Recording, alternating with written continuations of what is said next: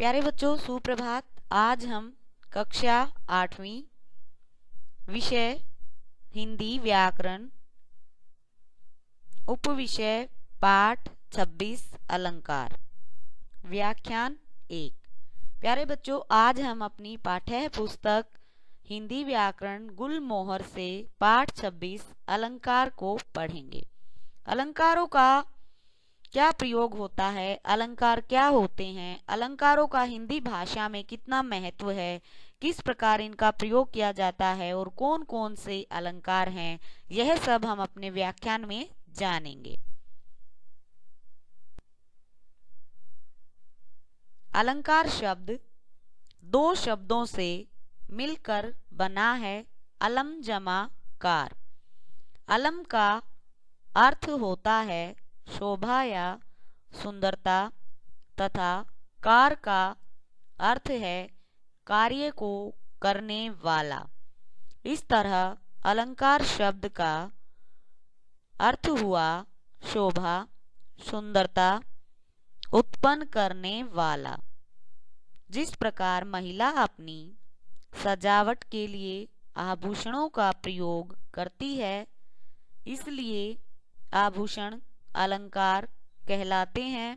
ठीक उसी तरह कवि लोग भी अपनी रचना में सौंदर्य को बढ़ाने और चमत्कार उत्पन्न करने के लिए जिन शब्दों का प्रयोग करते हैं, उन्हें अलंकार कहते हैं।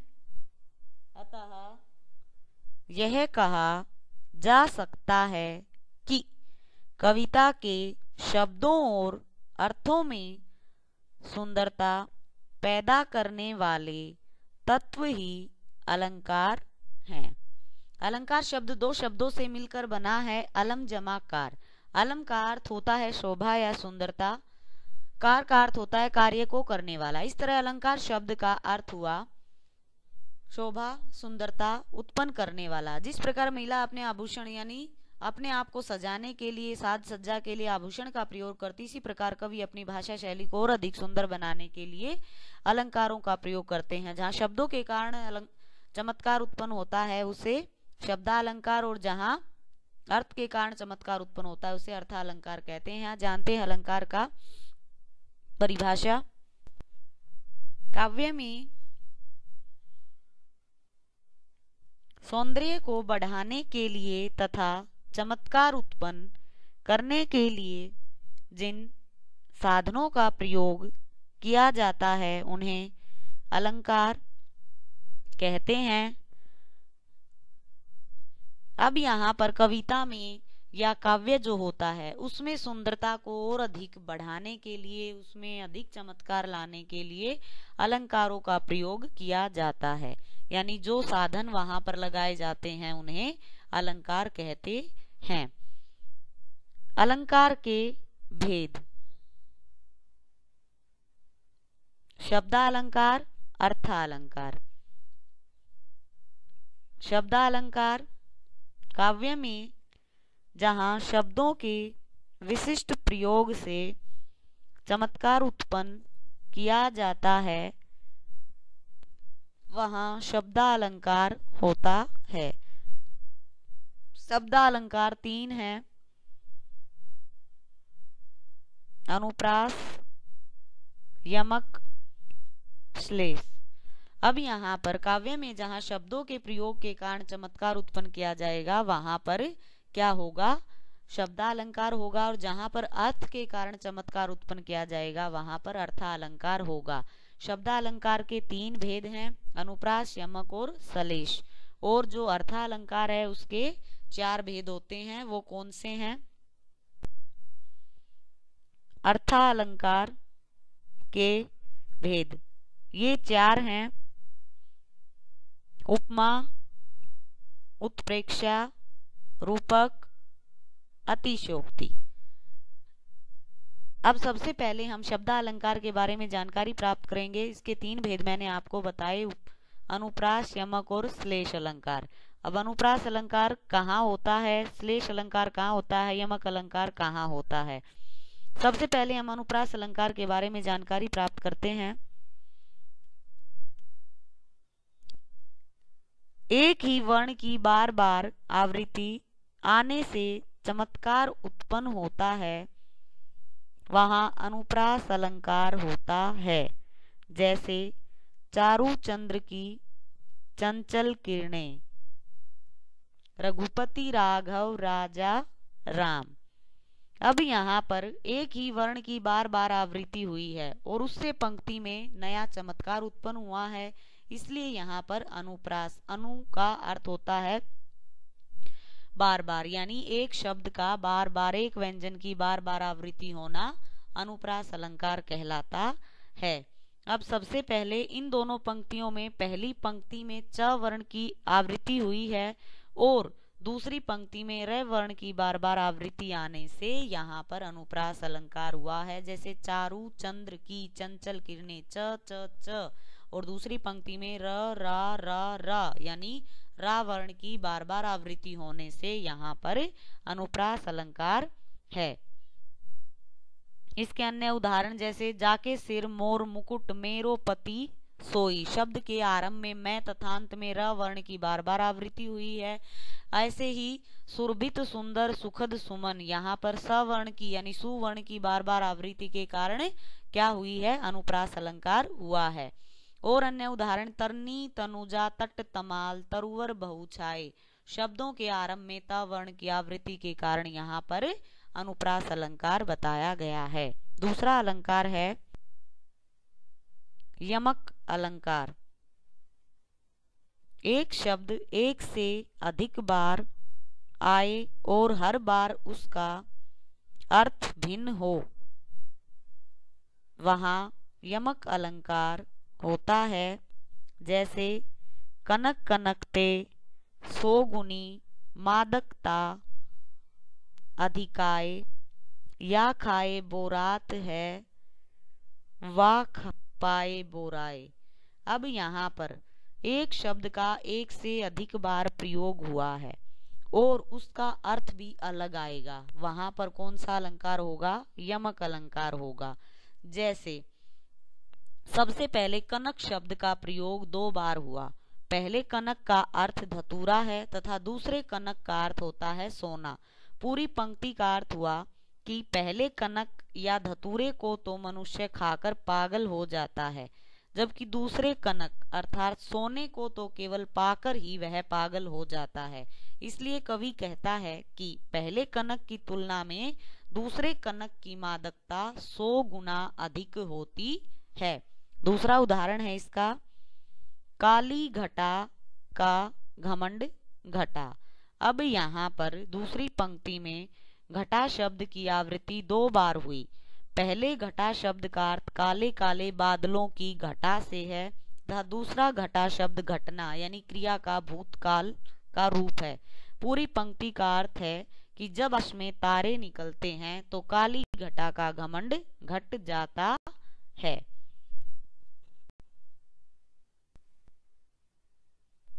श्लेष अलंकार। श्लेष शब्द का अर्थ होता है चिपकना।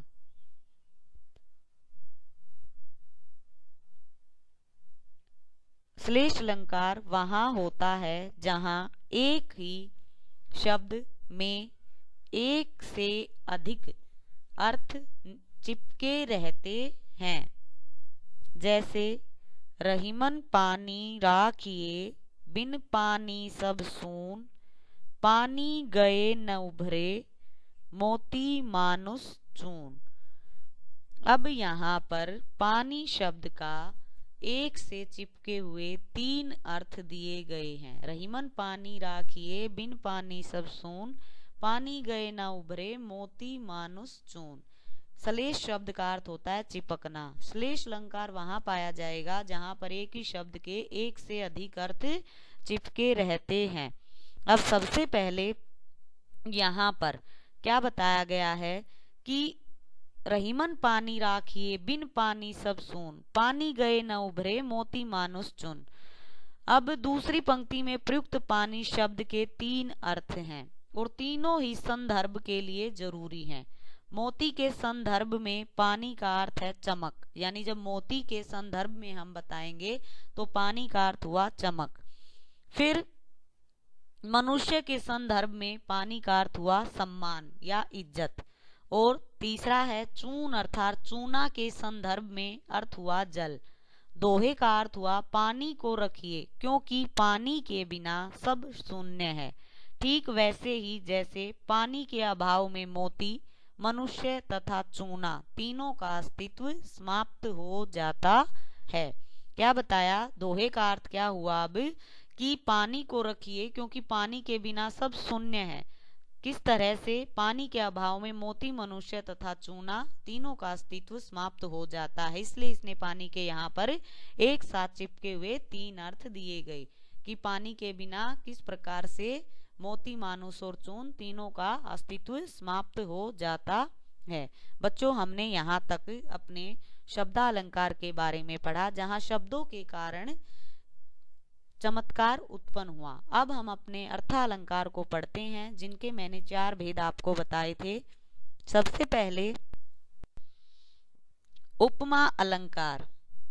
जब 2 व्यक्तियों या वस्तुओं में गुण और धर्म के समान होने पर समानता बताई जाती है, वहां उपमा अलंकार होता है।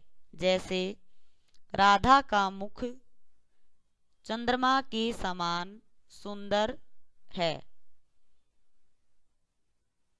जब 2 व्यक्तियों वस्तुओं में गुण और धर्म के समान होने पर समानता बताई जाती है, वहां उपमा अलंकार होता है। यहाँ पर जिस वस्तु की समानता बताई जाएगी वो उपमेय होगा और जिस वस्तु के साथ बताई जाएगी वो उपमान होगा। अब यहाँ पर राधा का मुख की समानता चंद्रमा के साथ बताई गई है, इसलिए मुख है यहाँ पर उपमेय और जो चंद्रमा है वो क्या है यहाँ पर उपमान।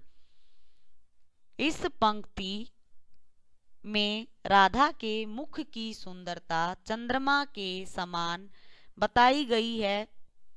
उपमेय वर्णनीय वस्तु जिसकी उपमा या समानता दी जाती है उसे उपमेय कहते हैं। जैसे उसका मुख चंद्रमा के समान सुंदर है। वाक्य में मुख की चंद्रमा से समानता बताई गई है, अतः मुख उपमेय है। उपमान जिससे उपमेय की समानता या तुलना की जाती है उसे उपमान कहते हैं। जैसे उपमेय मुख की समानता चंद्रमा से की गई है, अतः चंद्रमा उपमान है। अब यहाँ पर जिसकी समानता यानी मुख की जो समानता है वो किससे की गई है? चंद्रमा से। तो चंद्रमा वहां पर उपमान है और जो मुख है वो क्या है? वहां पर उपमेय है।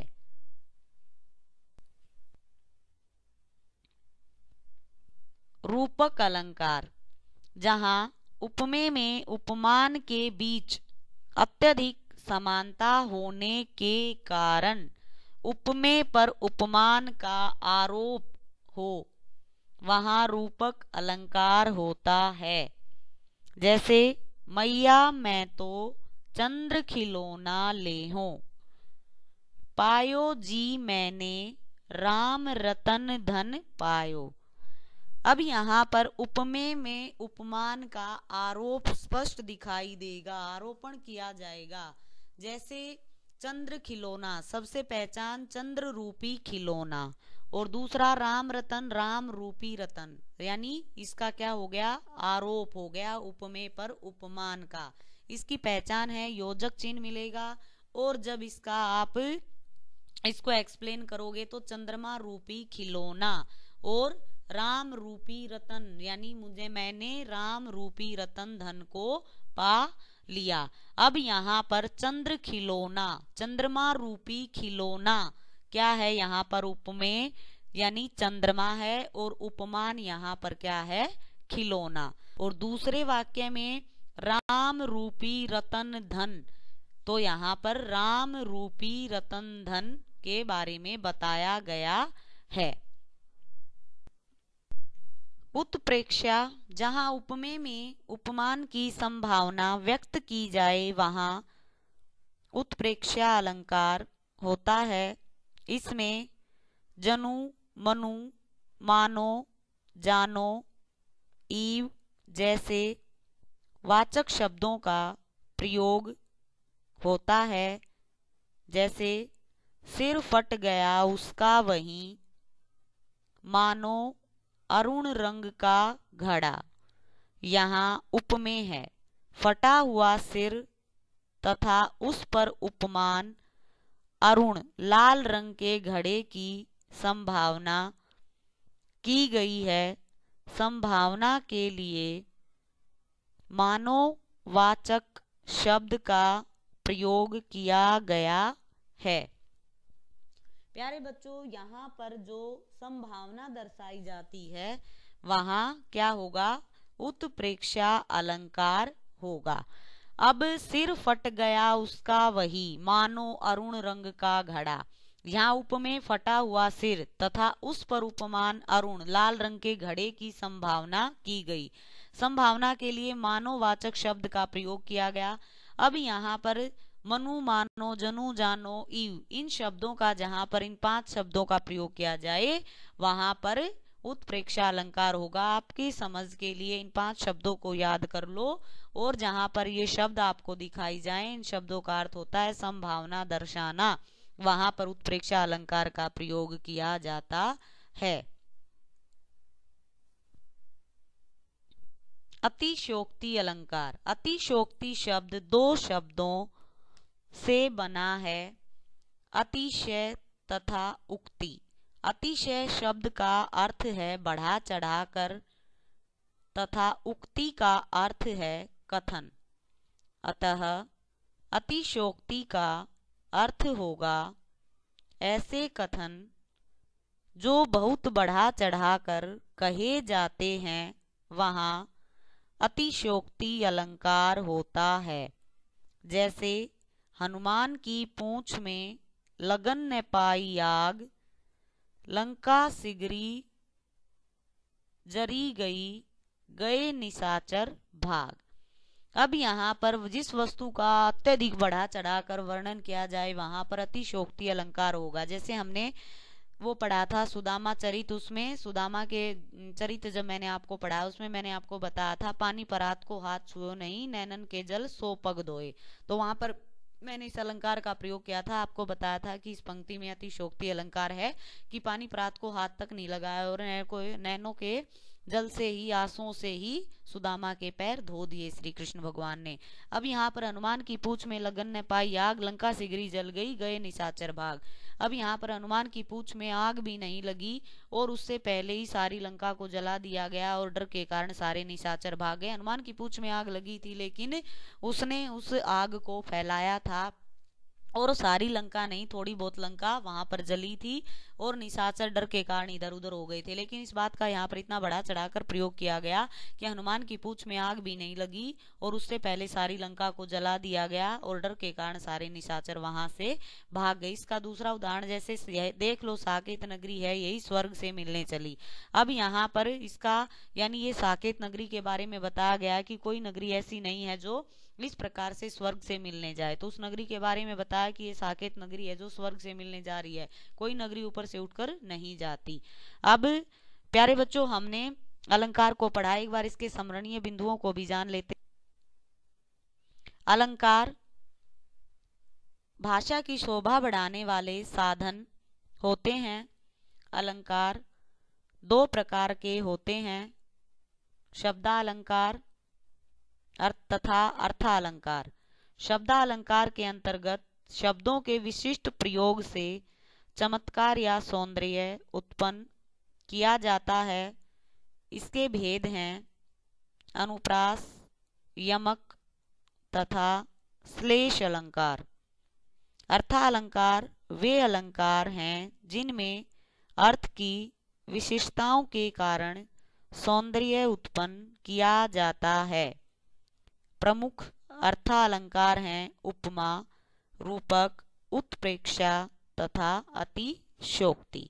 बच्चों, हमने अलंकार को पढ़ा। अलंकार का प्रयोग किस प्रकार किया जाता है, कवि क्यों इनका प्रयोग करते हैं, अर्थालंकार के अंतर्गत कौन कौन से आते हैं, शब्दालंकार के अंतर्गत कौन कौन से आते हैं। शब्दालंकार के 3 भेद हैं, कौन कौन से हैं, अनुप्रास, यमक और श्लेष। और अर्थालंकार के कौन कौन से हैं, उपमा, रूपक, उत्प्रेक्षा तथा अतिशयोक्ति। इनमें अर्थ के कारण परिवर्तन होता है, लेकिन जो ऊपर वाले हैं उनमें, जो अनुप्रास, यमक और श्लेष में, शब्दों के कारण परिवर्तन होता है। अब हम अपना अभ्यास कार्य करते हैं। हमारे अभ्यास कार्य का प्रश्न है, प्रत्येक अलंकार का एक एक उदाहरण दीजिए। बच्चों, यहाँ पर आपके अलंकार दिए गए हैं, उनके एक एक उदाहरण आपको लिखने हैं। मैंने उदाहरण दिए हैं, आप इनसे अलग भी कोई वाक्य जिसमें इन अलंकारों का प्रयोग है वो आप भी लिख सकते हैं। उपमा अलंकार का उदाहरण है, मखमल के झूल पड़े हाथी सा टीला। अब यहाँ पर मखमल के झूल पड़े हाथी सा टीला, अब यहाँ पर सा, सरिस, सम, तुल्य, ये वाले जो शब्द जहां पर होंगे वहां पर कौन सा अलंकार होगा, उपमा अलंकार होगा। और जो 5 शब्द मैंने आपको बताए, मनु, मानो, जनु, जानो, ईव, ये वाले जहां शब्द होंगे वहां पर उत्प्रेक्षा अलंकार होगा। हाथी सा टीला, उपमे वहां पर टीला है और उपमान मखमल के झूल पड़े। अब अगला है हमारा रूपक अलंकार, आए महंत बसंत। अब यहाँ पर महंत रूपी बसंत, आरोप हुआ है। उत्प्रेक्षा, पद्मावती सब सखी बुलाई, मनु फुलवारी सभी चली आई। अब यहाँ पर मनु यानी किसके लिए, संभावना के लिए प्रकट किया गया है, इसलिए यहाँ पर कौन सा अलंकार हो गया, उत्प्रेक्षा। अतिशयोक्ति, देख लो साकेत नगरी है यही, स्वर्ग से मिलने चली। अब यहाँ पर फिर बढ़ा चढ़ाकर वर्णन किया गया, इसलिए अतिशयोक्ति अलंकार। अनुप्रास, चारू चंद्र की चंचल किरणें खेल रही थी जल थल में। अब यहाँ पर च वर्ण की आवृत्ति हुई, इसलिए अनुप्रास अलंकार का उदाहरण हमने दिया। यमक, काली घटा का घमंड घटा। घटा शब्द का 2 बार प्रयोग और दोनों बार उसका अलग अलग अर्थ। श्लेष अलंकार, मंगन को देखी पट देती बार बार है। यहां पर भी इसका एक शब्द के अनेक अर्थ निकल रहे हैं।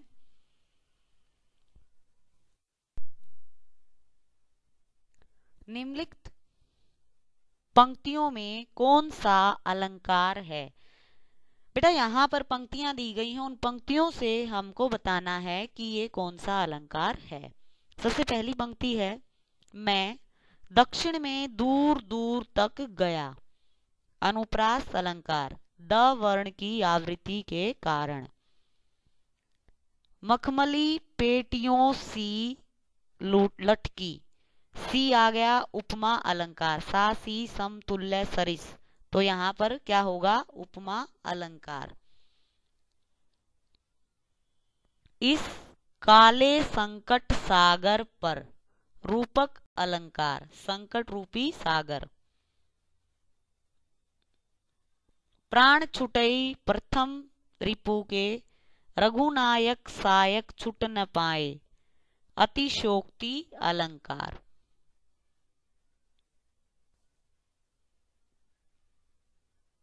बार बार उस भीषण रथ से कपती धरणी देख विशेष, मानव नील व्योम उतरा हो, आलिंग के हेतु अशेष। उत्प्रेक्षा अलंकार। यहाँ पर क्या हुआ कि बार बार उस भीषण रथ से कपती धरणी देख विशेष, मानो नील व्योम उतरा हो, आलिंग के हेतु अशेष। मानो यानी संभावना फिर हो गई, जहां पर संभावना दर्शाई जाएगी वहां पर उत्प्रेक्षा अलंकार। और आपके इसके लिए मनु, मानो, जनु, जानो, ईव, इन शब्दों के लिए जहां पर प्रयोग होगा वहां उत्प्रेक्षा अलंकार। अगला है, सुब्रन को ढूंढत फिरत कवि व्यभिचारी चोर। श्लेष अलंकार। तू मोहन के उर्वशी है उर्वशी समान। यमक अलंकार। उर्वशी उर्वशी यानी यहाँ पर उर्वशी का 2 बार अलग अलग अर्थ में प्रयोग हुआ है। निम्नलिखित पंक्तियों में उपमेय अलग कीजिए। शशि मुख पर घूंघट डाले, उपमेय है मुख। उदित उदयगिरी मंच पर, उपमेय है उदयगिरी। हाय फूल सी कोमल बच्ची हुई राख की ढेरी, उपमेय है बच्ची। नभ मंडल छाया मरुस्थल सा, उपमेय है नभ मंडल। सोम सा सील है राम महीप का, उपमेय है सील। निम्नलिखित पंक्तियों में उपमान अलग कीजिए। इससे पहले प्रश्न में हमने उपमेय को अलग किया, अब हम उपमान को अलग करके लिखेंगे। शशि मुख पर घूंघट डाले, उपमान है शशि। उदित उदयगिरी मंच पर, उपमान है मंच। हरिपद कोमल कमल से, उपमान है कोमल कमल।